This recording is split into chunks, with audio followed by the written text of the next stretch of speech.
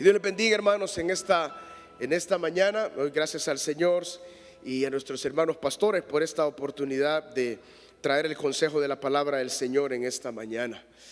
Han llegado ya los vientos de octubre, ¿verdad, hermanos? Y que el Señor nos guarde de esta tormenta, de este huracán que seguramente está trayendo mucho dolor en nuestro vecino país de Nicaragua, pero que la gracia del Señor esté con nuestros hermanos allá y con nosotros también. Los invito a abrir sus Biblias, hermano, en Hechos capítulo 8. El libro de Hechos capítulo 8. Hechos capítulo 8, vamos a leer un versículo en este momento, en el versículo 4. Hechos capítulo 8, en el versículo 4.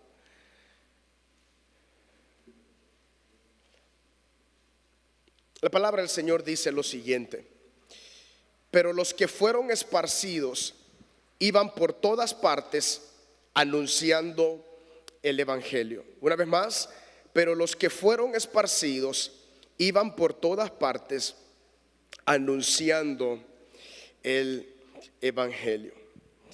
Este versículo, hermanos, se encuentra en un lugar muy importante ahí en el libro de los Hechos.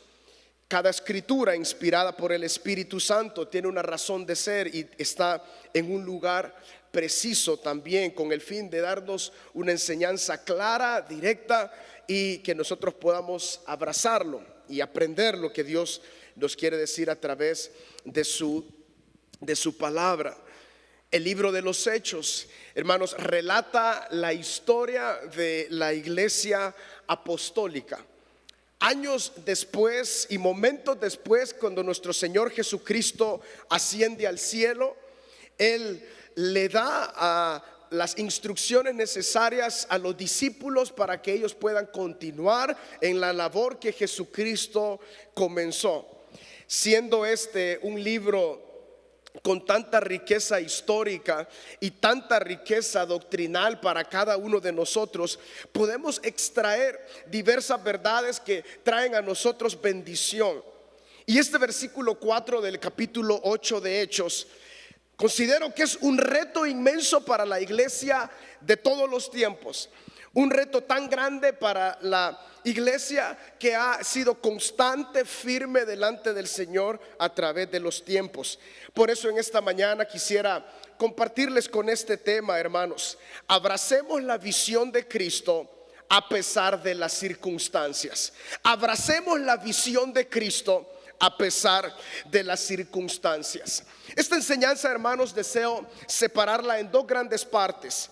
La primera parte es lo que dice el versículo 4 en sus primeras frases: pero los que fueron esparcidos. Y la segunda parte: iban por todas partes anunciando el evangelio. Si vemos entonces la primera parte, ¿quiénes fueron esparcidos? Es importante entender quiénes habían sido esparcidos y a qué se refiere la palabra del Señor cuando dice esparcidos. ¿Qué era ese esparcimiento? La palabra del Señor en Hechos capítulo 7 nos relata de cómo un hombre llamado Esteban fue llevado delante de las autoridades del judaísmo, y ellos empezaron a preguntarle qué era esa fe la cual él había abrazado. Esteban, lleno del Espíritu Santo, dice la palabra, que empezó a responder a cada una de las preguntas que le hacían estas autoridades judaicas, y que luego él empezó a narrar prácticamente la historia del pueblo judío en pocas palabras. Hizo un breve relato comenzando desde Abraham, y cuando finalizó su discurso, dice la palabra que él les dijo a esos judíos, les dijo: y ustedes también se endurecen en contra de Dios, no obedecen al Espíritu Santo, no escuchan la exhortación del Espíritu, así como los israelitas en el tiempo pasado se resistieron al Espíritu Santo a través de los profetas que venían a ellos. De igual forma, les dice Esteban, ustedes también se resisten a Dios a través de darle la espalda a Cristo. Dice la palabra de que estos hombres que estaban ahí frente a Esteban empezaron a rechinar sus dientes en un repudio, en una amargura en contra de este hombre. ¿Ya les ha rechinado alguien los dientes a ustedes, hermanos? Por enojo. Imagínense el grado de ira que estos hombres tenían en su corazón. Ellos arremetieron en contra de Esteban y apedrearon a este hombre llamado Esteban. Pero dentro de ese grupo que estaba apedreando a Esteban, había un joven que era sumamente inteligente, un joven que era muy conocedor de la Torá y del Antiguo Testamento. Muy seguramente este hombre y este joven se podía quizás todo el Antiguo Testamento casi de memoria. Era un hombre que había crecido en Jerusalén, en las grandes escuelas de los rabinos. Y ese joven era Saulo. Es la palabra que él consentía la muerte de Esteban. Aparentemente este joven era cierta autoridad del grupo que estaba yendo en contra de la iglesia. La iglesia en ese punto estaban todos reunidos en su gran mayoría en Jerusalén. Cuando Cristo ascendió al cielo, Él le dio instrucciones a sus discípulos. Estaba Pedro, estaba Juan. Y antes del capítulo 7 de Hechos, encontramos que la palabra del Señor estaba corriendo únicamente en Jerusalén. Tenemos la predicación de Pedro, el primer gran discurso donde muchos vinieron a Cristo. Luego hubo un segundo discurso y también muchos vinieron a Cristo. Sanidades poderosas se dieron en esos primeros capítulos de Hechos, pero ellos se habían quedado solamente en Jerusalén. El libro de los Hechos, hermanos, tiene diversos propósitos, pero un propósito específico que lo vemos a lo largo de todo este libro es de que en el capítulo 1, en el versículo 8, Jesús dio una instrucción a sus discípulos y les dijo: recibiréis poder cuando haya venido sobre vosotros el Espíritu Santo, y me seréis testigo al menos en 4 grandes esferas: en Jerusalén, en Judea, en Samaria y hasta lo último de la tierra.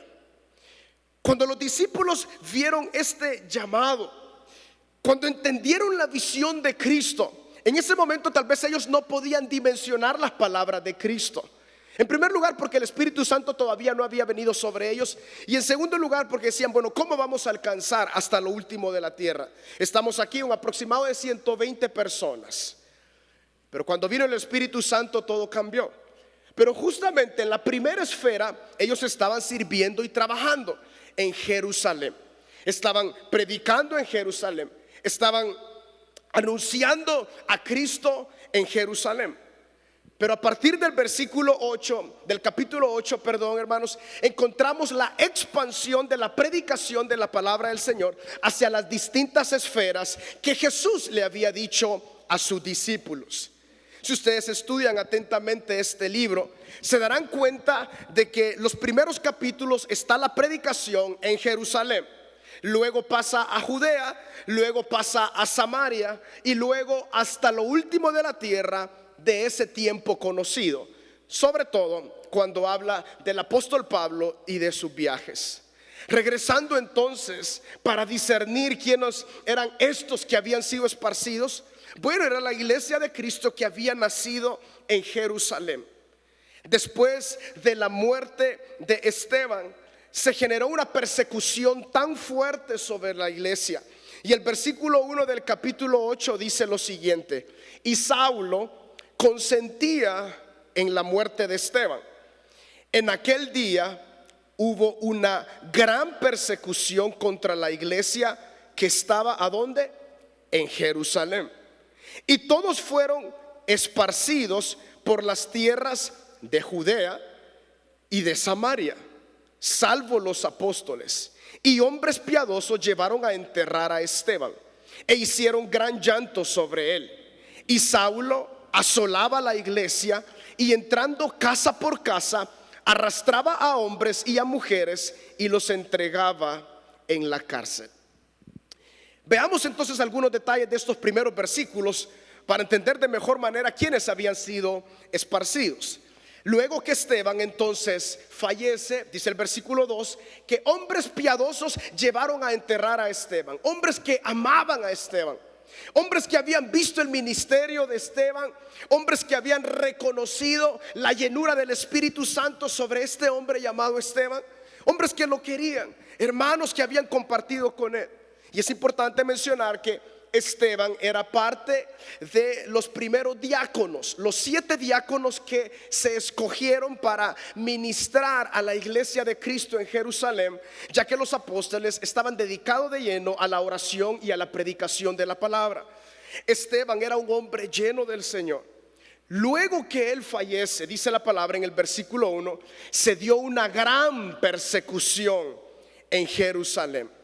No sabemos precisamente si por esta razón se dio la persecución, pero algunos comentaristas bíblicos consideran que esta persecución llegó a Jerusalén para sacar a los hermanos a distintos lugares de Jerusalén y para llegar hasta lo último de la tierra. La Biblia literalmente no dice eso, pero nos da tal vez esa idea, que la persecución llegó a Jerusalén para que ellos pudieran salir. Los esparcidos, entonces, podemos entender que era la iglesia de Cristo que estaba en Jerusalén. Los que habían estado de primera mano con los apóstoles, que habían aprendido de ellos, pero hermanos, eran hombres y mujeres llenos del Espíritu Santo. Los hombres que estaban ahí en Jerusalén, los que habían iniciado este movimiento de la iglesia de Cristo, eran hombres llenos del Espíritu Santo. El versículo 3, aunque es poca información, pero nos da cierta información para entender cómo era la persecución en ese tiempo. Dice el versículo 3: Saulo asolaba la iglesia y entrando casa por casa arrastraba a hombres y a mujeres y los entregaba en la cárcel. La persecución era directa y frontal. Saulo, siendo un muchacho, él dirigía quizás parte de lo que se estaba haciendo de esta persecución. ¿Y qué debemos entender cuando dice que él entraba casa por casa? No debemos entender que él sabía dónde vivían los hermanos y llegaba a una casa a sacar a la familia o a los hermanos. Cuando dice casa por casa, considero que debe de entenderse de esta manera. La iglesia en ese tiempo no tenía lugares como estos. La iglesia se reunía en casas. Diversas casas hacía que el pueblo de Cristo se reuniera. Ahí hacían los cultos, a pesar de que ellos a veces subían al templo a las oraciones. Pero el templo no debe de entenderse como un templo evangélico o un templo cristiano, sino que ese templo era el templo judío que estaba en Israel, donde todavía se hacían sacrificios y donde todavía se hacían muchas cosas. Pero dice la palabra que cuando Cristo apareció y murió, el velo se partió de arriba hacia abajo y Cristo había dado la entrada a todos aquellos que abrazaban el evangelio de Cristo y que venían a la gracia de él y eran salvados. La iglesia de Cristo fue entendiendo eso. A pesar que eran judíos, ellos entendieron: ya no se trata de ir al templo, se trata de que somos el templo y la morada del Espíritu Santo.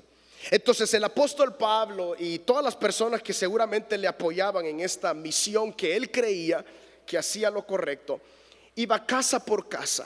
Es decir, cuando él entendía que había un lugar donde se predicaba la palabra del Señor, donde los hermanos estaban intercediendo, orando, buscando el rostro del Señor, cantando al Señor y teniendo coinonía y amor entre ellos, el apóstol Pablo sabía quizás que ahí había un culto de bendición. Entonces ahí llegaba y entonces sacaba a los hermanos, los llevaba afuera y a muchísimos los llevó a la cárcel. Y que es lo más seguro es que también varios dieron su vida por esta causa. Así llegamos al versículo 4, cuando dice: los que fueron esparcidos. Claro, al ver el peligro inminente, los hermanos lo que hicieron pues es buscar dónde irse. Dijeron: si nos quedamos acá nos van a matar, si nos quedamos acá vamos a perder nuestra vida, si nos quedamos acá por causa de Cristo, nosotros vamos seguramente a fallecer. Dice la palabra que todos los hermanos salieron de ese lugar, como dice la parte segunda del primer versículo del capítulo 8. Todos fueron esparcidos por las tierras de Judea y de Samaria, salvo los apóstoles. La palabra ahí usa esta palabra todos. Podemos entender que gran cantidad de hermanos que estaban en la iglesia en Jerusalén fueron llevados fuera de las fronteras de la ciudad de Jerusalén. Los apóstoles se quedaron en Jerusalén. No sabemos precisamente por qué solamente los apóstoles se quedaron, pero lo que sí sabemos es que la iglesia de Jerusalén, la mayoría de hermanos fueron hacia Judea y Samaria. Vemos aquí detalles bien interesantes. El propósito del capítulo 1 del versículo 8 se sigue dando en distintos puntos del libro de Hechos, dando a comprender de cómo la palabra fue corriendo a través de donde Cristo le dijo a los apóstoles. Los esparcidos entonces, hermanos, fue la iglesia de Cristo que estaba en Jerusalén. Hombres y mujeres llenos del Espíritu Santo, hombres y mujeres que amaban con todo su corazón a Cristo. Pero aquí surgen una gran cantidad de preguntas. ¿Y estos hermanos tenían un lugar donde vivir en Jerusalén? ¿Estos hermanos tenían posesiones en Jerusalén? ¿Estos hermanos tenían familia en Jerusalén? ¿Qué era de estos hermanos?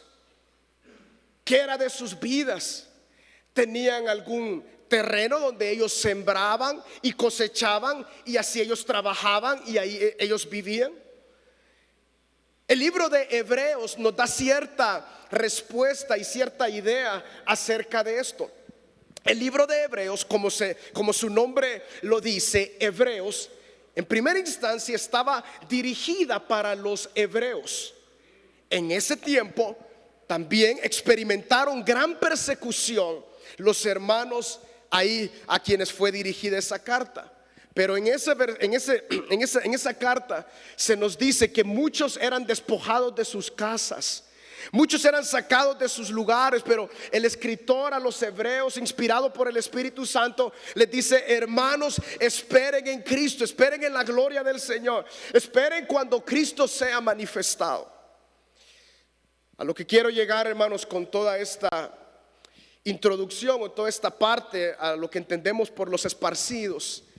No sabemos los pormenores de cómo vivían ellos y cómo fueron movidos de Jerusalén a distintos lugares. Pero sí tenemos información de que los hermanos no la estaban pasando nada bien.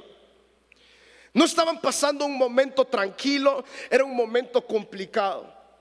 ¿Y por qué? ¿Por qué seguir una causa que hace poco tiempo ellos habían aprendido, habían entendido? ¿Qué llevaban a estos hermanos a soportar lo que este joven llamado Saulo tenía que venir a hacer a Jerusalén y a distintos lugares? ¿Por qué los hermanos tenían que entonces pasar por este tiempo? Esto nos lleva entonces a ver la segunda parte. Dice el versículo 4: iban por todas partes anunciando el evangelio. ¿Acaso no les bastó que los estaban persiguiendo en Jerusalén? ¿No les bastó eso para que su boquita quedara callada? Calladitos se ven mejor. Ellos dijeron: no, esto es mucho más poderoso de lo que nosotros podemos entender. Esto nos lleva entonces a la segunda parte de este versículo.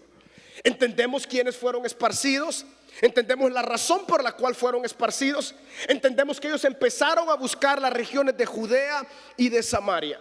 Para entonces lograr ver la predicación de estos hombres en Samaria, debemos entender de que nuestro Señor Jesucristo trajo un avivamiento, digamos, a Samaria en primera instancia. Que Jesús les haya dicho en Hechos capítulo 1 versículo 8: y por el poder del Espíritu me serán testigos en Jerusalén, en Judea, en Samaria y hasta lo último de la tierra. Él ya estaba denotando muchísima información que los judíos no entendían. Por ejemplo, que ellos predicaran en Samaria, eso ya denotaba un cambio cultural fuertísimo. Y que ellos predicaran hasta lo último de la tierra, eso ya era de lo peor.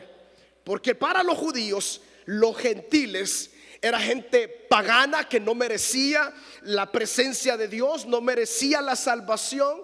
Y tal vez no es la enseñanza para hablar detalles acerca de todas estas diferencias culturales, sociales y religiosas, pero Jesús les dijo: llegarán hasta lo último de la tierra, llegarán hasta El Salvador, hasta donde nosotros estamos. La mayoría gentiles, lejos de las promesas de Dios, pero por Cristo hemos sido juntados al cuerpo de Cristo.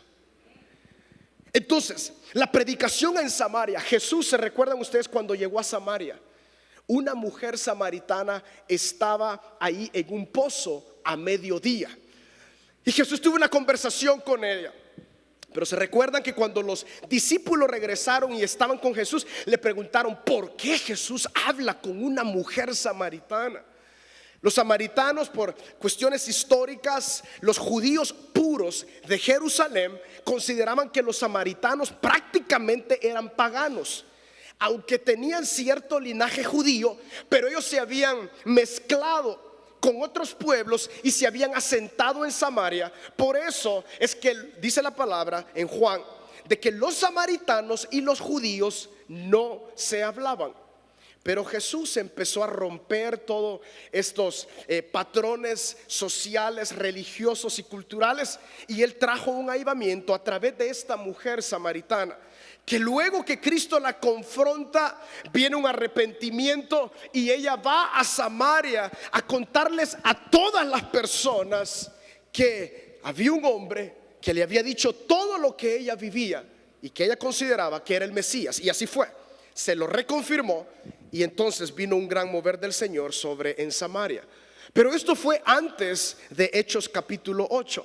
Entonces la iglesia de Cristo estaba en Jerusalén, empezaron a salir, y el versículo 4 nos denota de cómo ellos llegaron a esta ciudad llamada Samaria. Del versículo 5 en adelante encontramos la predicación de un hombre llamado Felipe, que también era uno de los 7 diáconos que habían sido escogidos en los primeros capítulos de Hechos para ministrar a la iglesia de Cristo. Entonces ya tenemos 2, Esteban, Felipe, predicadores del Señor también, que Dios los usaba grandemente en el Espíritu para traer el evangelio de Cristo a ese lugar. Los que fueron esparcidos entonces iban por todas partes anunciando el evangelio.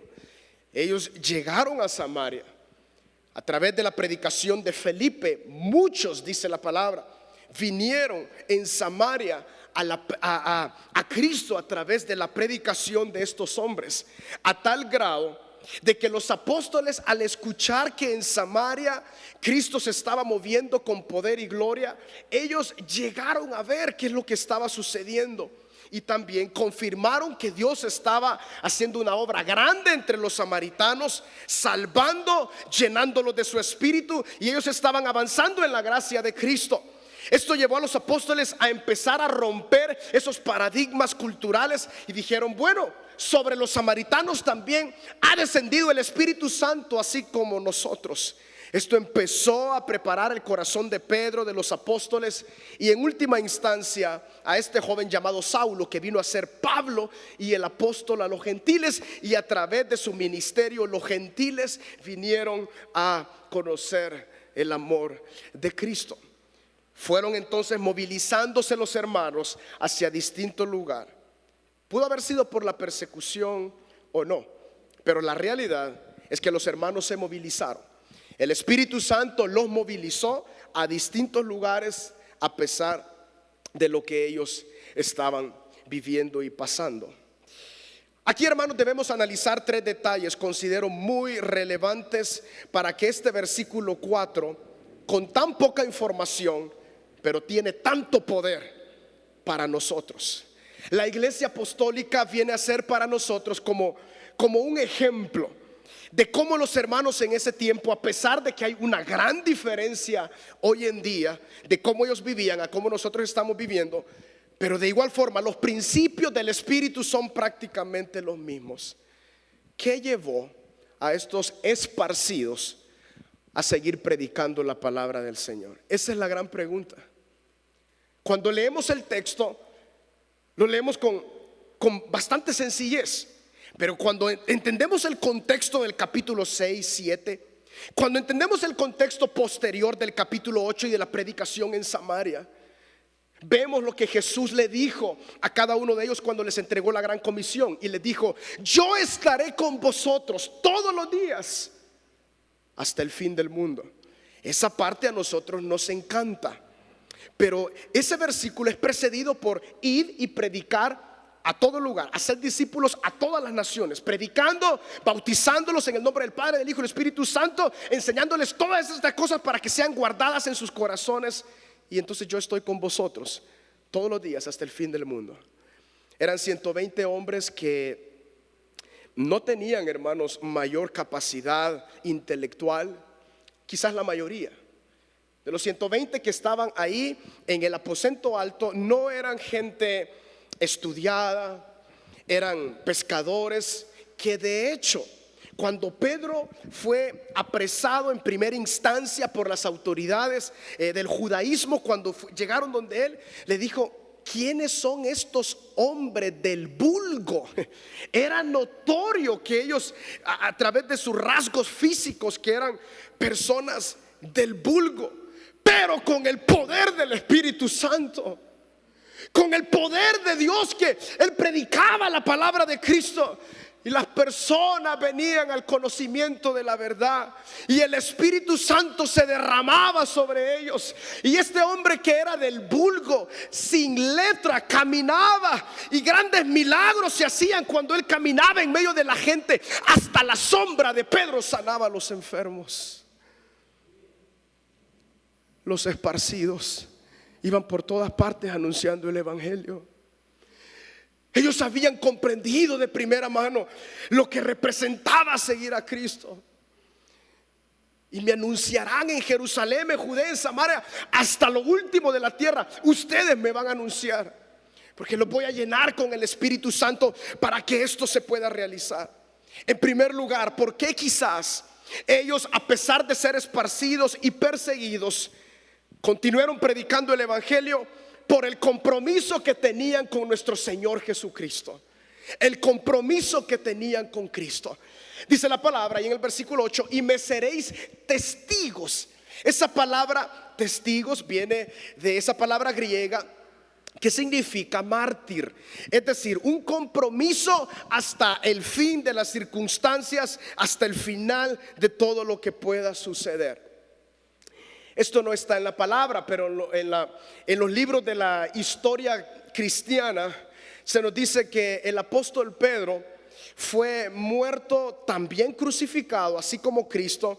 Pero antes de él ser crucificado, él dijo: yo no merezco ser crucificado así como Cristo murió. Así que él pidió que la cruz fuera puesta hacia abajo, inversa, y así él entregó su vida. La mayoría de los apóstoles entregaron su vida en un contexto de martirio. Todos los hermanos lo hicieron de esta forma, y vemos también acá en el versículo 4 que muchos hermanos también fueron esparcidos. Estos hombres tenían un compromiso sincero con Cristo. Lo habían visto, algunos, no todos. Algunos habían estado con Cristo, recibieron la visión de Cristo, y ellos dijeron: para esto vivimos, para esto es que nosotros estamos acá, con este propósito es que tenemos que movilizarnos. Este compromiso, hermanos, no solamente debemos de creer de que era un compromiso de los apóstoles. No, nada más lejos de la realidad. Esto fue un compromiso que los apóstoles supieron trasladar a todos los creyentes que venían a Cristo.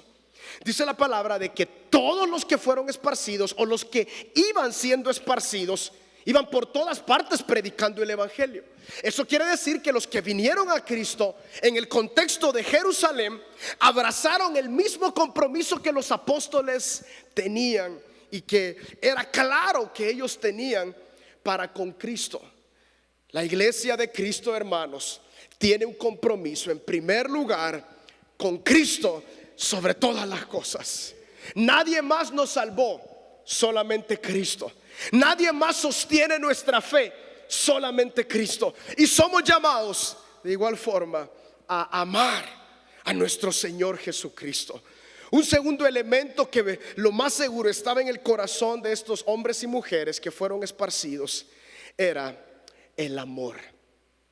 El amor, hermanos, es algo que tiene que crecer en nuestra vida poco a poco. Es un proceso que se genera en nuestra vida. Pero veamos la fuerza de un versículo escrito e inspirado por el Espíritu Santo en la primera carta de Pedro, en el capítulo 1. Miren lo que dice la palabra del Señor en el versículo 6. Pedro exhortando a la iglesia. En el capítulo 1 dice en el versículo 6: en lo cual vosotros os alegráis, aunque ahora por un poco de tiempo, si es necesario, tengáis que ser afligidos en diversas pruebas. Pedro era experto en las pruebas. Versículo 7: para que sometida a prueba vuestra fe, mucho más preciosa que el oro, el cual aunque perecedero se prueba con fuego, sea hallada en alabanza, gloria y honra cuando sea manifestado Jesucristo. Y miren qué lindo el versículo 8. Miren qué fuerza. A quien amáis sin haberle visto, en quien creyendo, aunque ahora no lo veáis, os alegráis con gozo inefable y glorioso, obteniendo el fin de vuestra fe, que es la salvación de vuestras almas. Hermanos, ¿amamos a Cristo nosotros? ¿Amamos a Cristo, hermanos? ¿Tenemos un gozo inefable en Él? ¿Quién lo ha visto aquí a Cristo? Creo que nadie. Pero le amamos, a quien amáis sin haberle visto, en quien creyendo, aunque ahora no lo veáis, os alegráis con gozo inefable y glorioso. Esto, hermanos, que el mundo no puede entender, se genera en la vida del creyente a partir de la obra del Espíritu Santo en su ser. No le hemos visto, pero le amamos. Hay una fe en nuestro interior que produce esperanza, un gozo inefable. Por eso el apóstol Pablo, estando en la prisión, le decía a los hermanos en Filipo: regocijaos en el Señor siempre. Otra vez os digo, regocijaos. Que vuestra gentileza sea conocido por todos. Estos hermanos amaban a Cristo. Estos hermanos dijeron: bueno, pase lo que pase, Cristo es nuestra prioridad. Como les dije hace un momento, la palabra no nos dice dónde ellos vivían, si tenían propiedades, si tenían sus trabajos, si ellos sembraban y cosechaban. No sé los pormenores de cómo ellos salieron, si salieron con comida o si salieron simplemente sin mayor provisión, esperando en la gracia de Cristo. Sea cual sea el contexto que se dio, lo que entendemos es que ellos siguieron predicando la palabra del Señor. Estamos, hermanos, en este tiempo frente a un tiempo histórico muy complicado. La iglesia de Cristo está siendo bombardeada por distintos lugares con problemas de moralidad que tiene nuestra sociedad y quieren que nosotros adoptemos casi que obligados la forma de pensar de este sistema. No sabemos lo que va a pasar de hoy en adelante, pero la pregunta es: ¿mantendremos nuestro compromiso a Cristo? ¿Mantendremos nuestro amor a Cristo? Tenemos estos versículos que son testimonio para todos los que estamos acá, de que si estos hermanos lo lograron, nosotros también lo podemos lograr, hermanos. Ellos iban por todas partes anunciando el evangelio. Y el tercer elemento, un elemento de esperanza que va de la mano con la fe. La fe que recibieron estos hombres era tan poderosa en su vida que los llevó a tener una esperanza más allá aún de su vida física. Dice la palabra que cuando Esteban estaba siendo apedreado, las piedras estaban cayendo sobre su cuerpo, sobre su vida y sobre su cabeza. Él dice que alzó su mirada al cielo y entonces vio los cielos abiertos y a Jesucristo sentado a la diestra del Padre, y vio la gloria de Dios que le dio quizás ánimo para padecer lo que él estaba padeciendo. Y también dice la palabra que los que estaban a su alrededor vieron el rostro de Esteban como que si era un ángel. Quizás hubo una luz milagrosa o algo deslumbró en el rostro de este hombre llamado Esteban, que los que estaban ahí alrededor vieron. ¿Por qué? Porque el gozo del creyente es Cristo. Hermanos, el gozo del creyente es Cristo. Nada ni nadie en esta tierra nos puede dar mayor gozo que lo que Cristo nos da. Ellos tenían una fe, una esperanza. Ellos sabían, Cristo viene por nosotros. Y Él nos dijo, anuncien esto, anuncien esto. Yo me imagino, no lo sé, tal vez una reunión secreta, privada, y en Jerusalén. Miren, nos están persiguiendo, sí, pero alguien quizás en medio se levantó y dijo, pero se recuerdan Cristo lo que nos dijo antes de ascender al cielo, que íbamos a llegar a Judea, a Samaria, hasta lo último de la tierra. No podemos detenernos. Hermanos, que nada nos detenga de amar a Cristo y de tener esta fe y esta esperanza que albergamos en nuestro corazón, que nos lleva a un compromiso sincero con nuestro Señor Jesucristo. Estos tres elementos que les he mencionado los podemos traer a nuestro contexto. En primer lugar, el compromiso. ¿Qué tipo de compromiso nosotros tenemos con Cristo? Tenemos tal vez un compromiso con la iglesia, con el lugar. Tenemos un compromiso religioso, cultural, de congregarnos y creemos que es un compromiso. Y los demás días de la semana nos olvidamos de Cristo. Su palabra es netamente un artefacto que está en la casa ahí agarrando polvo. O tenemos un compromiso con el Señor que decimos, Señor, yo haré tu voluntad. Haré, Señor, lo que tú me has dicho. Abrazaré la visión que tú me has dado, Señor. Que valga la redundancia aclarar que no es una visión de grandeza humana, es una visión de la grandeza de Cristo. Y la grandeza de Cristo se ve claramente en las naciones de la tierra a través de la predicación de la palabra. Porque cuando se predica la palabra, las personas son confrontadas y vuelven a Dios, lo cual es la voluntad de Dios. Tenemos un compromiso sincero con el Señor. Tenemos un compromiso que va más allá de lo que nosotros tal vez estamos viviendo en medio de nuestras circunstancias. Un segundo reto también, tenemos ese amor por Cristo. De verdad fluye un amor recíproco que recibimos de Él y regresa a Él. Eso es la vida del creyente, hermanos. Un amor sincero por Cristo. No solamente algo estático, no solamente algo que no produce experiencia en el creyente, sino es un amor que produce vida. Dice la palabra que nosotros no amamos a Dios primero, sino que Él nos amó primero y se entregó a sí mismo por cada uno de nosotros. Y nosotros respondemos a ese amor cuando entendemos que Él nos salvó. Porque de tal manera amó Dios al mundo que entregó a su Hijo, para que todo aquel que en Él crea no se pierda, mas tenga vida eterna. Al que no conoció pecado, Dios le hizo pecado, para que la justicia de Él pueda ser puesta sobre nosotros. Y los creyentes, dice la palabra en Romanos capítulo 5, hemos recibido el amor de Dios a través del Espíritu Santo que nosotros hemos recibido. Hermanos, amemos a Cristo. Amemos a Cristo por sobre todo. No hay circunstancia. El apóstol Pablo da esas palabras tan poderosas.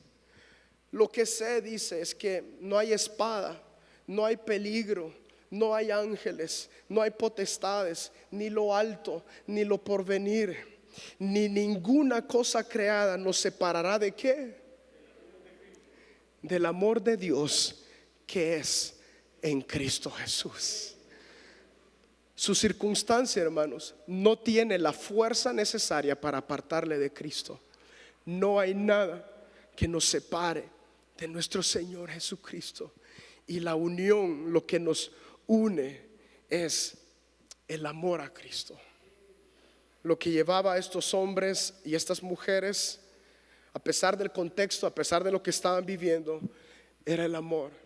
A quien amáis sin haberle visto, en quien creyendo ahora, aunque tengan que padecer por muchas cosas, ustedes tienen un gozo inefable.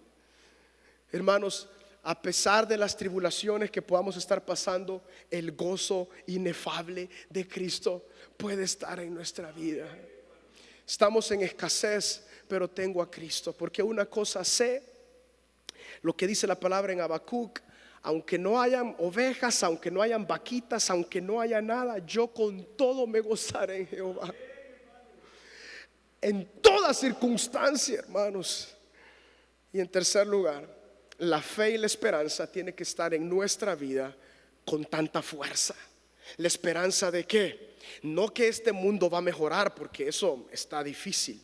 La esperanza que veré a Cristo y le veré tal como Él es, dice la palabra. Seremos transformados para verle tal como Él es. El mundo dice: esas ideas de los creyentes están locos. Pero el Espíritu Santo en nuestra vida nos confirma. Le veremos tal como Él es y nuestro gozo será cumplido, hermanos. Aquellos que hemos abrazado a Cristo, nos hemos rendido a su vida y también somos llamados a abrazar la visión de Cristo. Hermanos, vivamos en ese compromiso con el Señor. Amemos a Cristo y que la fe en nuestra vida sea cada día más fuerte, fuerte y fuerte. Les dejo este versículo para que lo mediten en esta semana. Pero los que fueron esparcidos iban por todas partes anunciando el evangelio. Que el Señor traiga entendimiento a través del Espíritu para imaginar, para comprender lo que había alrededor de este versículo. Lo más seguro es que muchos perdieron sus casas, sus esfuerzos de muchos años, pero dijeron: Cristo es mejor. Pierdo esta propiedad, pero gano la patria eterna. Pierdo muchísimas cosas, pero el amor de Cristo me es suficiente. Pierdo la esperanza de un mejor futuro en esta tierra, pero tengo la esperanza de ver a Cristo. Y esto es lo mismo para los creyentes hoy en día. Que nuestro compromiso no sea con el mundo, sino con Cristo. Que nuestro amor no sea para las cosas de este mundo, sino para Cristo. Y que nuestra esperanza no esté en nada de este mundo, sino en nuestra esperanza sea ver a Cristo. Padre, gracias, Señor, por esta mañana. Señor, estos retos de tu palabra son tan grandes, Señor. Y Dios mío, los hermanos en ese tiempo vivían para ti, Señor. Seguramente ellos tenían también muchos problemas, tenían pleitos, tenían diferencias. Pero algo que nosotros vemos es que ellos abrazaron tu visión. Tal vez nosotros actualmente no estamos en una persecución, Señor. Pero Padre, el mundo, esta sociedad, Señor, como dice el apóstol Pablo, que nos ha tocado vivir en una generación perversa y malvada. Pero nuestro compromiso, Señor, debe de estar contigo, anunciando tu amor y tu gracia a las personas que están a nuestro alrededor. Perdónanos, Señor, si a veces tu Espíritu Santo nos inquieta y nos dice: háblale a esta persona, haz esto. Abre un grupo familiar, predica, sé líder, habla de mí. Pero nuestra falta de compromiso contigo, Señor, nos lleva a preguntarnos: ¿será que yo lo puedo hacer? ¿Será que soy yo la persona que lo tiene que hacer? ¿Alguien más lo hará? ¿Le pondré una alabanza? ¿Le pondré una prédica? No, Dios quiere que nosotros hagamos su voluntad. Que nuestro compromiso, Señor, contigo sea sincero. Dios mío, en esta generación en la cual nos ha tocado vivir, Padre, a pesar de lo que hay a nuestro alrededor, que busca que nosotros mezclemos lo que tu palabra nos dice con otros elementos, Señor, que no haya ningún tipo de mezcla, Señor. Que prefiramos vivir piadosamente en este tiempo, Señor. Que prefiramos vivir, Señor, de una forma humilde y sincera en nuestro corazón, que tener, Señor, que mezclar el compromiso que tenemos contigo por un plato de lentejas. Ayúdanos, Cristo. Padre, queremos amarte, Señor. Que nuestro amor por ti sea un amor sincero, a quien amáis sin haberle visto. Hermano, su lealtad es a Cristo, a la palabra de Cristo, a la revelación de Dios que nos ha sido entregada. Que con mucho esfuerzo, si usted va a la palabra y el Espíritu Santo habla su vida, lo confronta y lo lleva a tomar decisiones que tienen que ser en base a la voluntad de Cristo, que usted pueda decir: Cristo, por el amor que he recibido de ti, por el amor que regresa a ti de mi vida, haré tu voluntad. Y esta esperanza que tengo en mi vida, en mi corazón, es de que te voy a ver a ti, Señor. Esta esperanza, Señor, que está en nuestra vida, esta esperanza que no avergüenza, que te veremos a ti, Señor, cara a cara. Le veremos tal como Él es. Y cuando estemos delante de su presencia, diremos: Cristo, el deseo de mi corazón, desde que me salvaste, desde que nací de nuevo, Señor, fue hacer todo para tu gloria, a pesar de lo que había a mi alrededor. Señor Jesús, aleluya. Cantemos esta alabanza: ni la vida ni la muerte, ni la vida ni la muerte, ni lo alto, lo profundo, ni principado, ni ninguna cosa creada, el que nos podrá separar. Una vez más, aleluya. Ni la vida ni la muerte, ni lo alto, lo profundo, ni principado, ni ninguna cosa creada nos podrá. Aleluya, una vez más, digámosle fuerte: ni la vida ni la muerte, ni lo alto o lo profundo, ni los ángeles, ni principados, ni ninguna cosa creada no nos podrán, ¿el qué? Separar. Fuerte, de tu eterno amor. Aleluya. No nos podrán, aleluya, de tu eterno amor. Aleluya. De tu eterno amor, de tu eterno amor.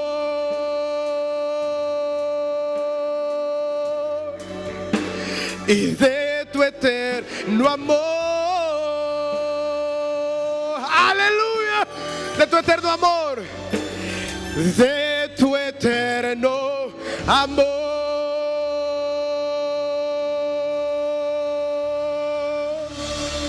A ti sea la gloria, Cristo. A ti sea el honor, la grandeza sea Cristo, al único que nos salvó por la eternidad y para la eternidad. A Él sea la gloria, la majestad, el poder y la alabanza. A Cristo sea toda la gloria, a Él sea todo el poder. Gracias, Cristo. Gracias, Señor Jesús. Gloria a Cristo. Que el Señor les bendiga, hermanos. Estemos conectados con Cristo y con los hermanos acá en la congregación. Que el Señor les lleve con su bondad y con su fidelidad.